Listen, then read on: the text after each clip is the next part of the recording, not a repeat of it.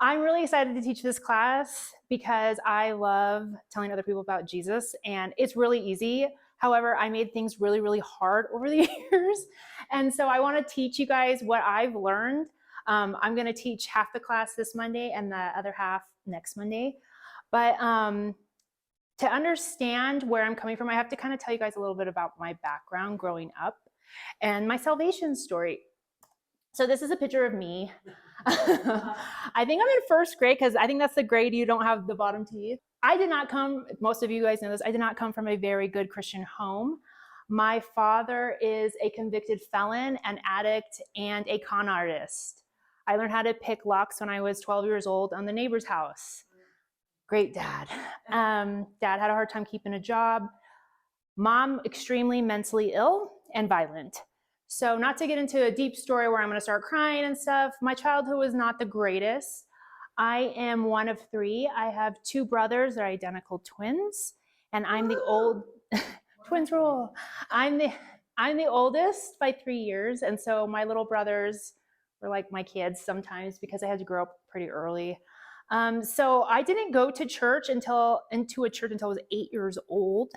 Backing up just a little bit, I don't remember anybody telling me about God or Jesus. I have no memory of this. I just always believed. I'm assuming somebody told me and I just don't remember, but as far back as I can remember, I've always believed in God and Jesus. In fact, when I was going into kindergarten, I lived in Pomona, California, which is a pretty rough area. Anyways, sorry, I lost my train of thought really quick. So I hadn't gone to a church. I believed in God. I remember being 5 years old, 5 or 6 when you go into kindergarten, and praying that God would make sure to pack my shirt. It was a little tank top. It had a glittery star, and it had like rainbow sparkles. Like I just assumed like, hey, God, don't forget about that when I go to heaven. Like I want that shirt. I'm not going to forget about it. I'm 40 years old. I still remember the shirt. I'm like, it'll be really fun if he makes it big for me when I'm up there. Anyway, so I just always believed in God. I was in 4th grade. I was 8 years old. I was 10. Wait, how are you? I was not 10. I was actually a year younger than I was supposed to be. So like 8 or 9. Anyways, my little friend in school was talking about how fun her church was. And like, she had all these friends and there was candy. And I was like, yeah, I need some like church. And so I went home and I asked my parents if we can go to church. And they were like, okay, which was really surprising. I guess my parents had become Christians before I was born. My mom was pregnant with me. So she got baptized when she was about 8 months pregnant with me. And they actually baptized her this way because of her back being pregnant. They didn't want her to hurt herself. That's what they say. I don't know if they were really Christians or not, just because of how my family acted. We went to church off and on for a couple years, but before that, I went to my friend's church, and they actually wasn't her church. Her church was throwing a big kickoff, like kind of a carnival thing just down the street, and I was like, these church people are a lot of fun, so I want some of this.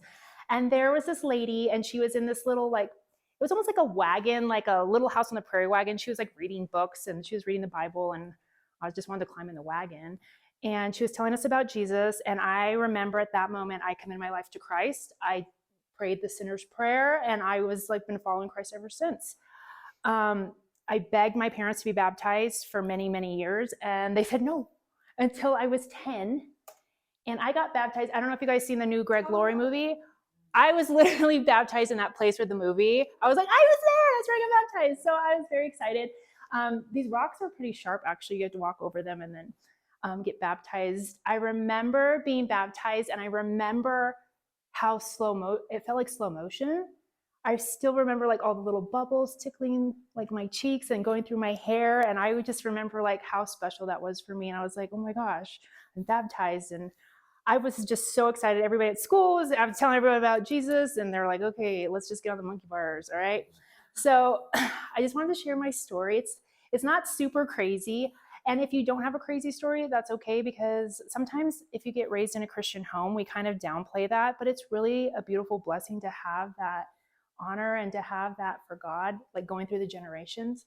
So right now I'm going to ask you to now you guys are spouses, so you probably know each other's stuff, but to mix up and just share your salvation story. So I'll give you guys about like 3 minutes just to kind of share in between everybody. I know we're going to be interactive, so are you guys good? Okay, ding. Time's up. Just kidding. Kind of. Yeah, I get back to your original seats. Sit by your loves. So, yeah, my family went to church for about 3 years, and then they kind of just stopped going, and I started going with my best friend's family until I got old enough to drive. So, yeah, usually my parents only came to church to get food and money for bills, and then they would like hang out for a little bit, and then they paid off, and then, the church will give us more stuff. So that was kind of my upbringing too. I want to know if any of these have crossed your mind when talking to people about Jesus, or things that are like, oh my gosh, did I share the whole gospel? What if the person only hears a part of it and starts some like weird cult, right? Anybody? These are things that I've actually thought of. I don't know enough about science to explain certain things. Or, oh my gosh, I haven't had enough scripture memorized to have a good comeback to the answer or to all their questions on the spot. And how do I lead them with the sinner's prayer? Did I do it right? Right? Any of these? Yeah. Now I want you to take just a minute and just write anything that pops in your head and reasons why you're scared to tell others about Christ. Anything. You're going to be embarrassed. They're going to start a cult, like whatever you think it is. And then I'm going to share 6 of my big ones, and 3 tonight and 3 next week that I've really screwed up on. Does anybody want to share anything? I put down just rejection in general. Yeah. What I'm trying to say or explain to them about Jesus. Yeah. Or Christianity. Mm-hmm. So rejection. Rejection's a big one. Yep. Mine is there's not enough time. Okay. That's fair. People and they feel like they want to share, but it's like, well, they're off this way, I'm going this way. You're going to love next week because I can teach you how to do it in 42 seconds. Wow. Okay. Can we just jump to that? No, you must listen to all the words I'm going to tell you. All right, so I'm going to confess my 3 big ones. And my number one thing and struggle was my religion can beat your religion. When I would go up to someone, I am trying to pick your religion apart, and honestly, I was ready to attack you. I studied Mormonism, which is where my father's background, my Catholicism, which is my mother's background. I've studied a little bit of the occult because my dad is into that, and the Muslim faith. And so I was learning how to argue with you constantly. So I did a little fight thing. I have no idea who these people are. It looked like a really cool fight. I'm like, look at his cheek and his lip. Okay, so if there's someone cool. If not, they're bad. I'm sorry. I just don't know who they are. I was so interested in winning allies that I kind of stood in the way of Jesus sometimes, right? I was so quick to argue, to defend Christianity instead of just pointing people to Jesus, which is really what I'm going to teach you guys. It's the key. It takes all the pressure off of us. It keeps all the focus on Jesus. And it just makes things easier. It's too hard to learn everything. It's too hard to try to win allies. We're not sports teams. And so I had to take a step back and be like, what am I doing wrong? Like, I know this stuff. I can argue with you, right? And I can argue pretty well. Like, I'm from the trailer park and I can argue about anything and win, honestly. It might hit you below the belt, but I'll win. And so that was one of my big ones that I just really, really struggled with. My grandmother is, like I said, Mormon. I went on a river cruise with her, which was quite an interesting trip. Grandma doesn't listen very well. And so the whole trip, I'm not joking, I even called Pastor Allen at the time, is grandma and me trying to convert each other to the other faith. And we're both pretty stubborn and both pretty faithful, so in our own areas. So nobody budged. The second one that I really struggle, if I study enough apologetics, I am obsessed with apologetics. In fact, I'm waiting for the Lord to confirm or deny that I could go get my master's in apologetics. I just love it. I love science. I love to learn all this stuff. I like to argue. So that's what I was really stuck on, especially during my sabbatical. I was a nonstop student for apologetics. I just couldn't get enough of it. And then my last one was, if I could be a great debater or a public speaker, which is something I've struggled with, then people would listen to me and I would be like all these really famous people, Christian people, and I would make a big impact. And that's not worked out. So again, with apologetics, I absolutely love science. I thought that if I got a degree in theology, in which I did, that I would have all the answers and I'd be ready, and all I have is more questions and not so many answers for some of this. And honestly, there was a point, I had a year where I kind of had a big head, to be honest. Like, it was right when I graduated college and I was like, I did it and I know everything. And no, I don't. I wanted to read this. When you say apologetics. So basically anything. Like, I like to explain like how the world came to be and how young earth versus old earth and like things like that, or just argue like anything. That, how do you know Jesus rose from the dead?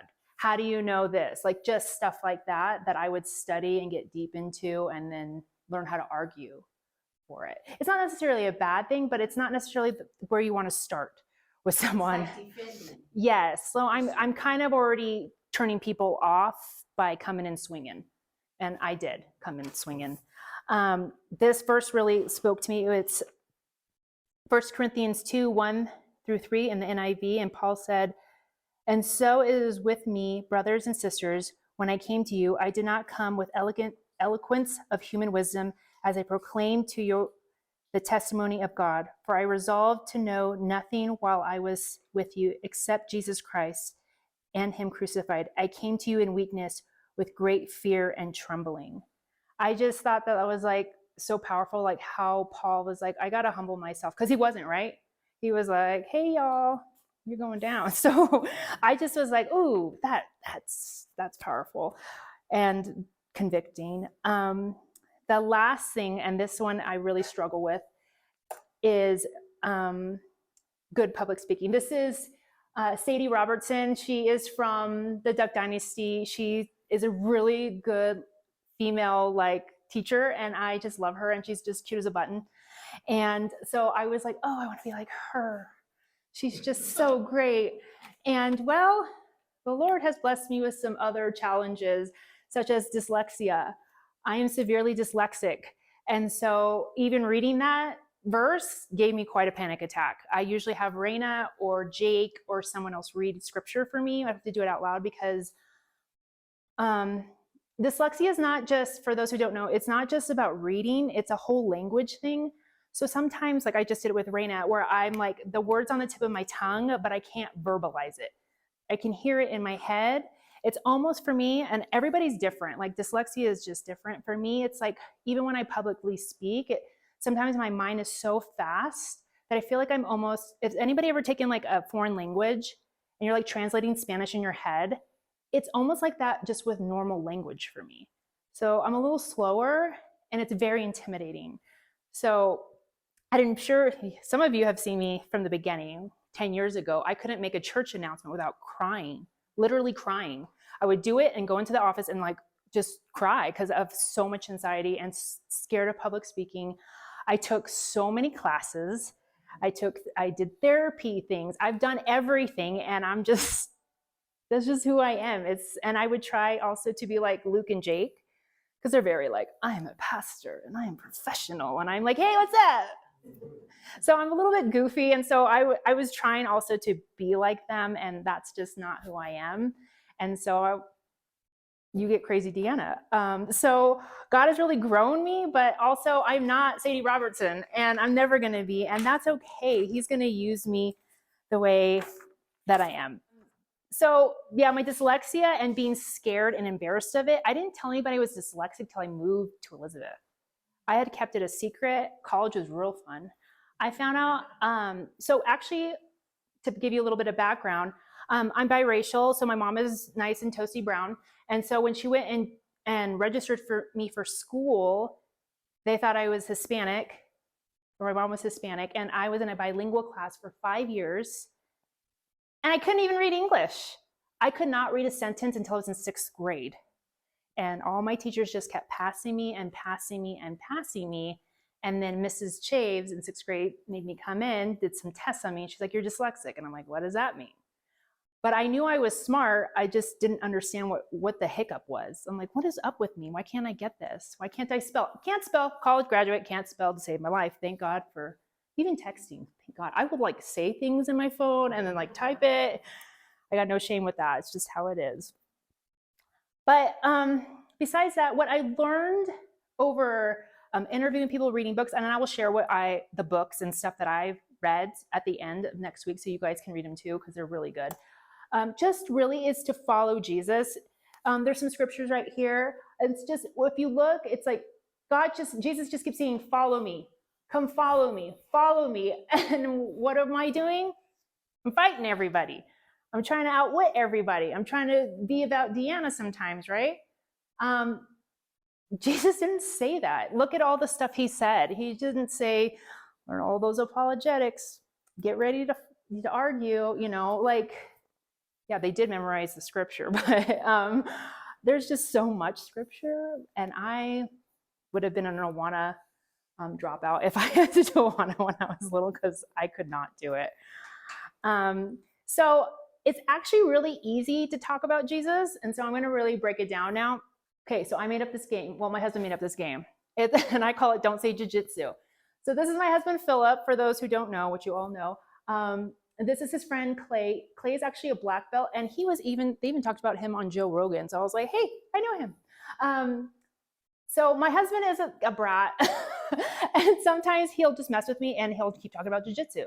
So I'd be like, hey, babe, can you take out the trash? He's like, you know what else trash I took out? I took out that guy yesterday doing jiu-jitsu.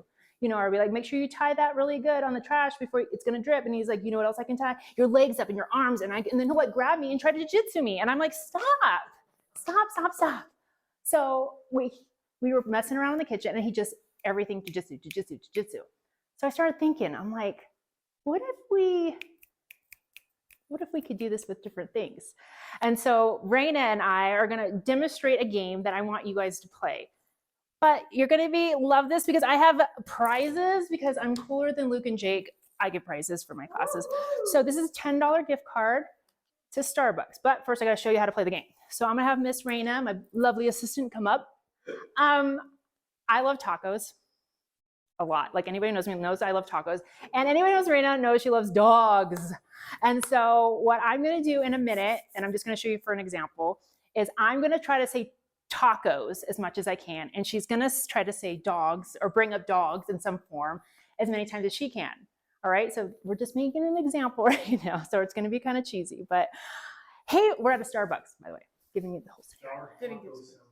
No, we're meeting at Starbucks. We're not eating dog tacos.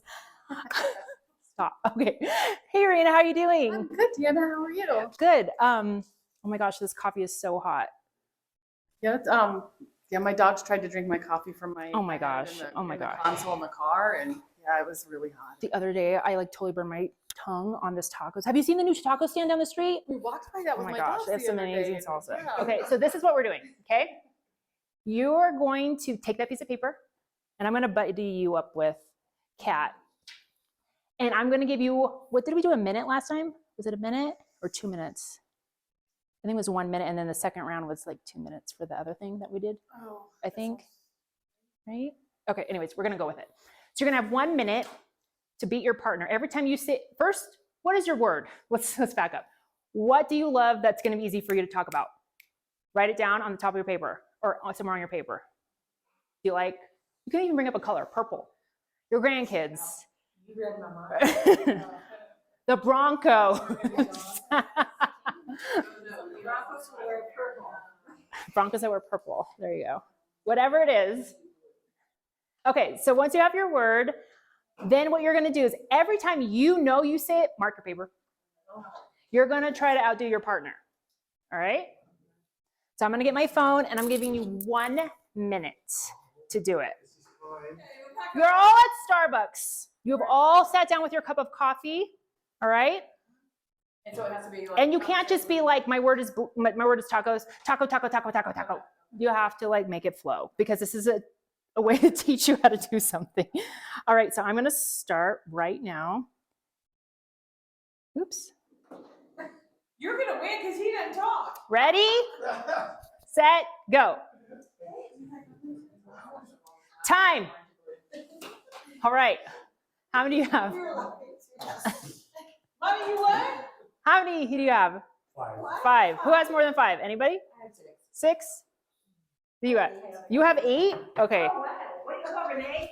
Hey, you win. Mine was an adjective. It's easy to work an adjective. You're such a homeschool mom. What was your word? Purple. Okay. Mine was purple. Now, one of you, pick one of you to keep that same word, whatever that word was, and the other person has to say Jesus. And has to bring up Jesus in the natural flow of a conversation. Okay? Not like a swear word. Not like a swear word. Please, not like a swear word. You will have 1 minute, and then once we're done, then we'll swap. And then whoever gets the most points gets a $10 gift card too. So, hold on, don't start yet. Okay, has everybody got their Jesus person?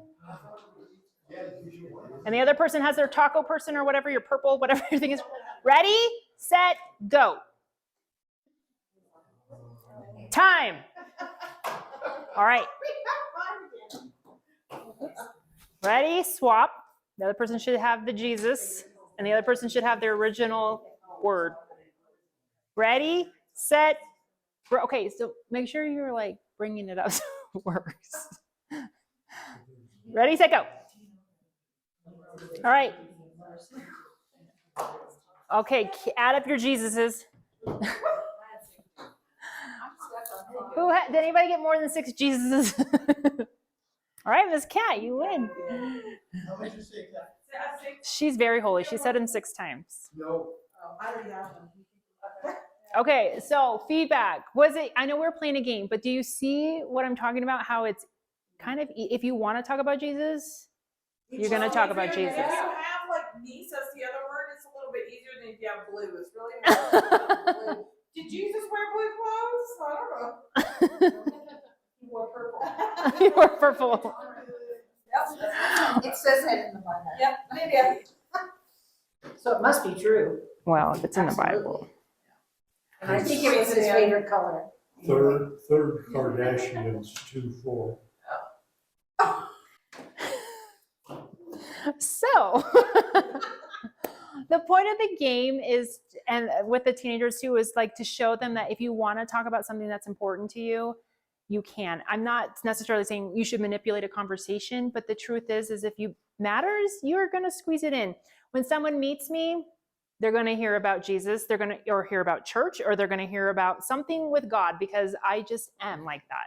Even if I'm buying cat food at Walmart, tax exempt, they're like, what's happening? I'm like, so we're at church and this is what we're doing and you should come over and we should, right? That's just what I do. It's constant. It's almost like after you get used to it, it's almost like second nature, I think. And then I'm really good too about breaking the ice. You can always break the ice with a compliment. There's got to be something on that person that you like, or you're like, oh, your glasses are really cute. I mean, but be real, be truthful. But sometimes it's nice, and then people are more open to whatever conversation you want to have. Okay, so I have a cute little story. This is Michaela when she's a little older. This is our beloved little dog, Cookie. She passed a few months ago. But when Michaela was, I think, 3rd grade, I heard her talking by herself. And I was like, what the heck is this kid doing? So I cracked the door and I'm looking at her. She is praying the sinner's prayer with Cookie.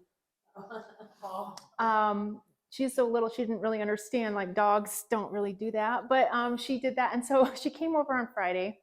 And I was like, hey, is it cool that if I tell this story? And she's like, oh my gosh, Mom, I did it with all the dogs. I read Tango the Bible. Dogs were saved, Mom. Yeah. Come on. And I was kind of picking her brain. I was like, well, what were you thinking as a kid? And she's like, I thought I want my dogs to go to heaven. They got to know Jesus. That's what I was taught. You got to know Jesus. So I was telling them about Jesus. And I was like, that is the cutest thing ever. So, yep, even from a little girl, she's actually, I think, a natural evangelist, honestly. When she was little and she was in public school, she would be like, Mom. I told this kid about Jesus and he didn't even care. Like, he doesn't even believe. Like, she could not wrap her little brain around, like, what the heck is wrong with you? You don't like Jesus? And then she was kind of mean to them when they didn't. But, you know, we learned over time, like, that's not what the Lord wants. Anyways, it's super cute, but it mattered to her, right? She's a little girl, and what mattered to her was Jesus and bringing her dogs to heaven. So what's important to you, you will talk about. This is Lauren. This is me in high school. And right there is the girls' bathroom. Lauren and I worked at Carl's Jr. together, and we had some classes together. And Lauren also came from a really rough background at home. And so she saw this passion in me, like, why are you so happy? Why do you love Jesus? Because she knew about my family. She knew mom was abusive. She knew everything. And one day she sat down and she's like, I want to be forgiven too. I want to be a Christian. And so I got to lead my friend to Christ and with the sinner's prayer. And I just want to throw this out right now. The sinner's prayer is not a magic prayer. It doesn't save you. It's just a door to be like, God, I am giving you my life. I'm following you. I'm confessing. But there's no magic right or wrong way, right? That was one of my first questions. Like, what if I do it wrong? What if they're not saved, right? That's not how God works.